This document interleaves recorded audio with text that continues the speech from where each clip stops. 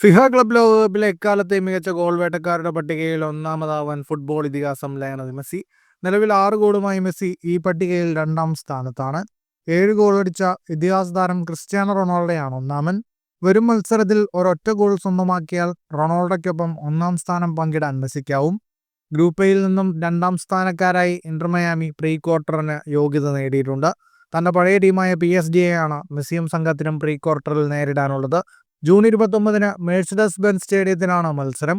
PSG-ക്കെതിരെ record കുറിക്കുന്ന തന്റെ ഗോളിലൂടെ Messi ടീമിനെ അവസാന 8-ലെത്തിക്കുമെന്നാണ് മയാമി ആരാധകരുടെ പ്രതീക്ഷ.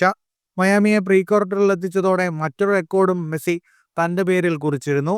സീനിയർ കരിയറിൽ ഒറ്റ മേജർ ടൂർണമെന്റിൽ പോലും ഗ്രൂപ്പ് ഘട്ടത്തിൽ പുറത്തായിട്ടില്ല എന്ന നേട്ടമാണ് മെസ്സി സ്വന്തമാക്കിയത്. കരീം ബെൻസെമ, ഗാരത്ത് ബെയ്ൽ എന്നിവരും ക്ലബ് ലോകകപ്പിൽ 6 ഗോളുകൾ വീതം നേടിയിട്ടുണ്ട്.